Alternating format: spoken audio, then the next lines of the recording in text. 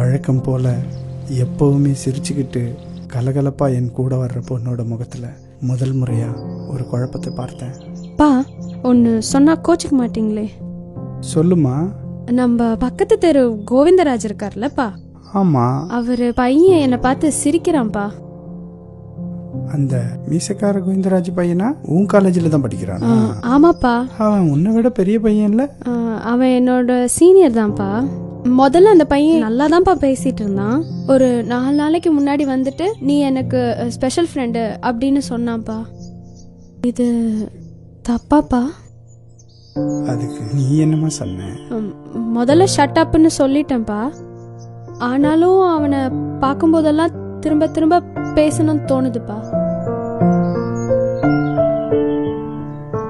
தப்பாப்பா?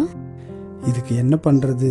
இது சரியா தப்பா அப்படின்னு புரிஞ்சிக்க முடியாத ஒரு மனநிலையில அவ இருக்காங்கிறத நான் புரிஞ்சுக்கிட்டு அவ கூட அமைதியா நடந்தேன். வெளியே இருக்கிறதையும் மறந்துட்டு என் 2 கையை பிடிச்சுக்கிட்டு அழுதா. இந்த மாதிரி சூழ்நிலையில வர்ற பருவ மாற்றத்தையும் அதை எப்படி கையாளணுங்கிறதையும் அவளுக்கு நான் தெளிவா புரிய வச்சிட்டேன்.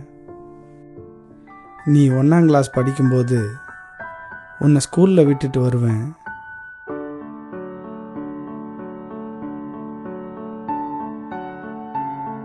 டீச்சர் சொல்லுவாங்க, உங்க பொண்ணு கிளாஸ்லயே மூச்சா போயிடுறான்னு, துணியெல்லாம் நனைஞ்சிடுதுன்னு. இந்த வயசு குழந்தைங்களுக்கு இயற்கை உபாதைய அடக்க தெரியாது, அது இயற்கையோட வெளியேற்றமா. ஆனா அதுக்கப்புறம் 6ஆம் கிளாஸ் 7ஆம் கிளாஸ் வரும்போது எப்படா இன்டர்வல் வரும்னு வெயிட் பண்ணி அதே இயற்கை உபாதைய நீ அடக்கி வச்சு இன்டர்வல் டைம்ல தான் போன.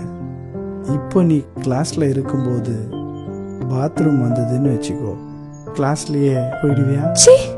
அப்போ இந்த டைம்ல தான் இந்த இயற்கை உபாதையை வெளியேற்றணும்னு இன்டர்வல் வரைக்கும் வெயிட் பண்ணி போற இல்லையா? அது மாதிரி தாமா இந்த பையன் பத்தினும் உணர்ச்சியும். படிக்கிற காலத்துல இத இப்ப தவிர்க்கணும்னு தெரிஞ்சுக்கிட்டா அதற்கான வயசும் பருவமும் வரும்போது அது பாட்டுல அது தானா நடக்கும்.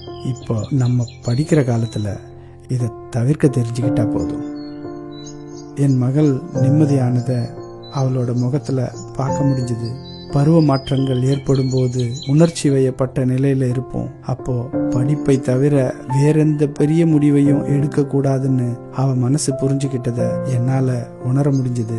இப்படி ஒரு நாசுக்கான விஷயத்த அதுக்குள்ள காதல் கேக்குதோ அப்படி இப்படின்னு கத்தி கூப்பாடு போட்டு கூச்சல் போட்டா இன்னும் விபரீத விளைவுகளை தானே உண்டாக்கும்.